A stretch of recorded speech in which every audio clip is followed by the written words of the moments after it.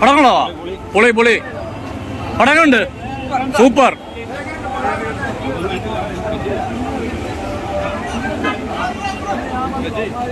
പടങ്ങളുണ്ട് bro.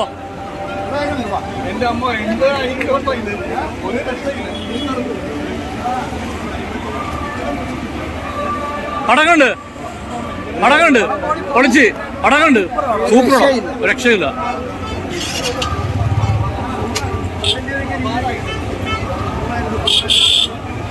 Bro പടങ്ങളുണ്ട്, കൊള്ളാം, പടങ്ങളുണ്ട്, പടങ്ങളുണ്ട്. കണ്ടില്ല, പടം പൊളിക്കും, തൂക്കും, വിഷു അടിച്ച് തൂക്കും. പടങ്ങളുണ്ടോ? തൂക്കി ഒരേ പൊളി അല്ലേ? പൊളി, ജംഗിൾ പൊളി, ജംഗിൾ പൊളി. കലാപം വെച്ചു പടം കണ്ടോ? ഡബിൾ ഹിറ്റ് നടക്കുന്നത്. എങ്ങോട്ട് പടം എങ്ങനെ ഇഷ്ടപ്പെട്ടോ നിനക്ക്? പടം ഭയങ്കര സസ്പെൻസ് ആണ്, ഗെയിം ത്രില്ലർ ആണ് അല്ലേ? വിഷു തൂക്കും. സെക്കൻഡ് ഹാഫ് ഇനി കളികൾ ദുബായിൽ അല്ലേ? ദുബായിലേക്ക് പോവാണ്. ഓക്കെ, വേറെ ഒരു ഗെയിം ത്രില്ലർ ആയിട്ടുള്ള ഒരു കിടിലം മൂവിയാണ്. സെക്കൻഡ് ഹാഫ് ഒരു രക്ഷയില്ല, സസ്പെൻസും ട്വിസ്റ്റെല്ലാം ഒരേ വൺ പൊളി. മമ്മൂട്ടി ആറാടില്ല, അഴിഞ്ഞാടുകയാണ്. ഇപ്പൊ നമ്മുടെ പടത്തിന്റെ ഷോ കഴിഞ്ഞു. ഞാൻ പറഞ്ഞു ഫസ്റ്റ് ഹാഫ് എനിക്കൊരു ആവറേജ് ഫീൽ ആണ്. പക്ഷെ സെക്കൻഡ് ഹാഫ് എന്ന് പറയുമ്പോൾ നമ്മള് ആ ട്വിസ്റ്റ് ആൻഡ് എന്താ പറയുക സസ്പെൻസ് നമ്മൾ പ്രതീക്ഷിച്ച പോലെയല്ല, അത് വേറെ ലെവലിലാക്കണം പടം. സെക്കൻഡ് ഹാഫ് ഒരേ പൊളി. ഞാൻ പറഞ്ഞില്ല ജംഗിൾ പൊളി എന്ന് പറഞ്ഞ സെക്കൻഡ് ഹാഫ് ഇതാണ് ജംഗിൾ പൊളി. കാരണം വെച്ചാൽ ഫസ്റ്റ് ഹാഫ് ഒരു ആവറേജ് എക്സ്പീരിയൻസ് ആണ്, പക്ഷേ സെക്കൻഡ് ഹാഫ് പൊളി.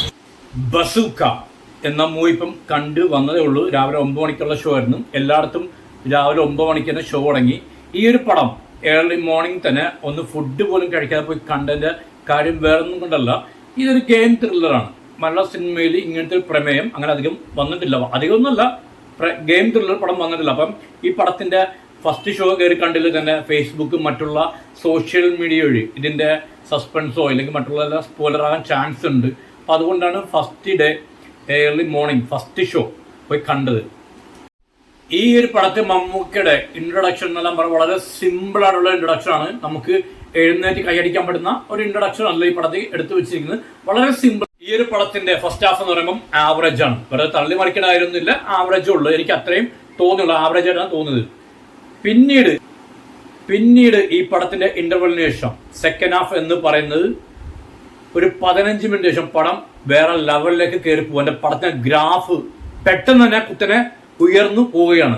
പിന്നീട് പടത്തിന്റെ ഗ്രാഫ് അങ്ങനെ ഉയർന്നു തന്നെ പോവുകയാണ്. പിന്നെ അങ്ങോട്ടേക്ക് ഒരു ഗെയിം ത്രില്ലർ എന്നുള്ള രീതിയിലേക്ക് പടം മേക്കിംഗ് സ്റ്റൈൽ കൊണ്ട് എടുത്തു വെച്ചിട്ടുണ്ട്. നല്ല രീതിയിൽ തന്നെ അതിന്റെ ക്യാമറ വർക്ക് ആണെങ്കിലും മറ്റുള്ള കാര്യങ്ങളെല്ലാം ഓക്കെ ഫീലാണ്. അതേപോലെ തന്നെ ഫ്രെയിംസ് എല്ലാം ആണെങ്കിൽ പൊളിയാണ്. പിന്നെ അതുകൂടാണ്ട് അവസാനത്തെ 25 മിനിറ്റ് ഞാൻ ഇന്നലെ പറഞ്ഞു, ഈ പടത്തിന്റെ ഏറ്റവും വലിയ കൈയടി കിട്ടാൻ പോകുന്ന പോർഷൻ എന്ന് പറയുന്നത് അവസാനത്തെ 25 മിനിറ്റ് ഒരേ പൊളിയാണ്. നമ്മൾ പ്രതീക്ഷിക്കാത്ത ട്വിസ്റ്റും പ്രതീക്ഷിക്കാത്ത സസ്പെൻസുമാണ് ഈ പടത്തിൽ വെച്ചിരിക്കുന്നത്.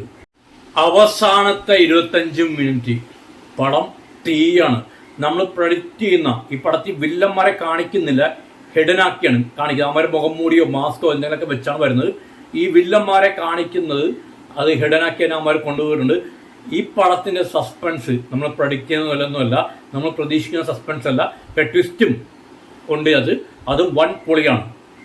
പിന്നെ പടം സെക്കൻഡ് ഹാഫ് രക്ഷയില്ല, പടം കയറി കൊളുത്തിട്ടുണ്ട്.